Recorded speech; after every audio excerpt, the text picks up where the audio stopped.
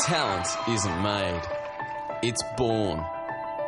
And for 17-year-old Matt Corby from Oyster Bay in Sydney, age was never a barrier when it came to music. When he's probably about 12 months old, there was a song on the telly.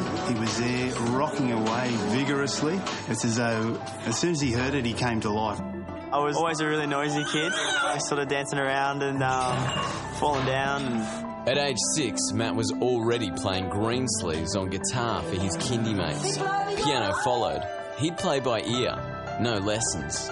When I was in year 2, the principal called me up onto the stage and she gave me the microphone, so I'm like, oh, okay. So, and I sort of just sang away. But after that, I just absolutely loved it. Never says what he wants. It wasn't the coolest thing for a year 7 kid to go in a choir full of girls.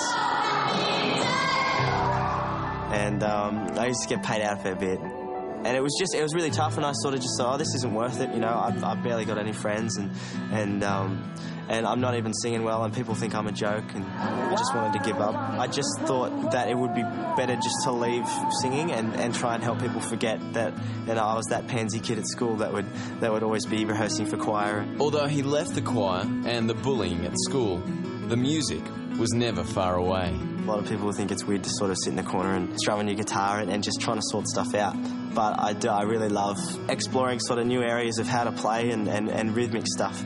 He continued to discover his musical identity. And at 14, Matt left home. He toured around Australia with a youth community band called Iron and Clay, helping other teenagers in crisis. Across the playground and we'll see, kids just sitting by themselves.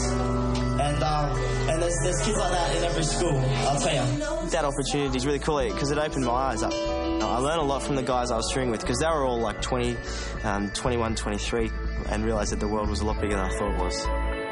After 18 months touring, Matt, nearly 16, returned home, happier, wiser and musically more mature.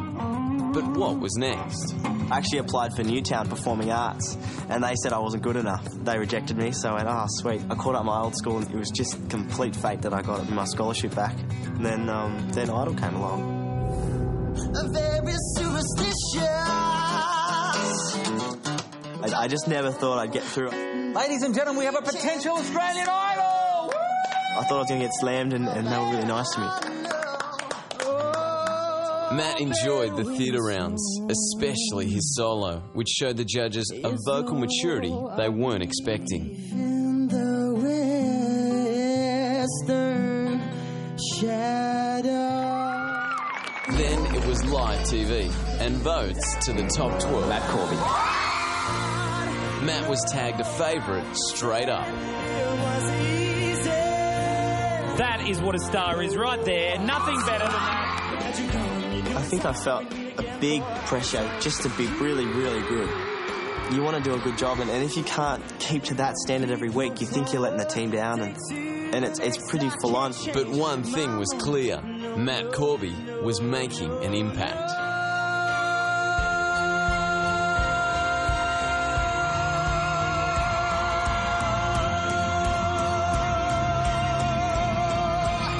But for as many performance triumphs, some of Matt's other song choices were heavily criticised. That was too ambitious for you, mate. I mean, seriously. You're just a super talented himbo. Some people are going to hear your vibrato and be annoyed by it. The one thing that's missing for me with you is personality.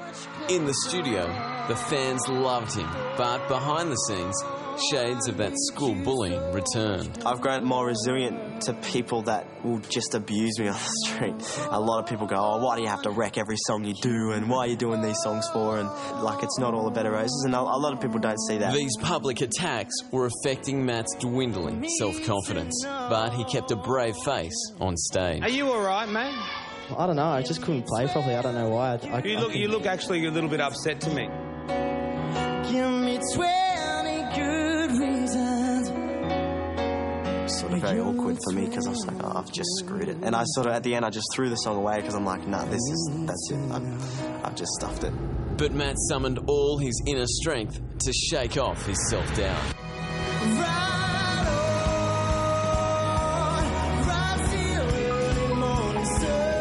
It hasn't really been a character building experience, but it's sort of been a character revealing experience, if you know what I mean. Like, and there's been a lot of people that have loved it and hated it. It's a good show of character if you can really pull through this and be solid, after. The blower's daughter,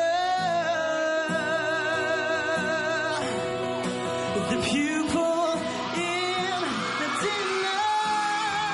Matt has triumphed. I can't take my eyes off of you. Ready to pursue the next chapter of his musical journey next Sunday, as he becomes a committed and truly gifted artist, dedicated to making music that will empower all that listen to it. To be someone that makes music that people respect, where people can listen to it and go, oh man, that's a great story. Because music can get people through their day. That's the biggest thing you could do with your life, to be able to affect another person like that. It's pretty cool. I can't take my eyes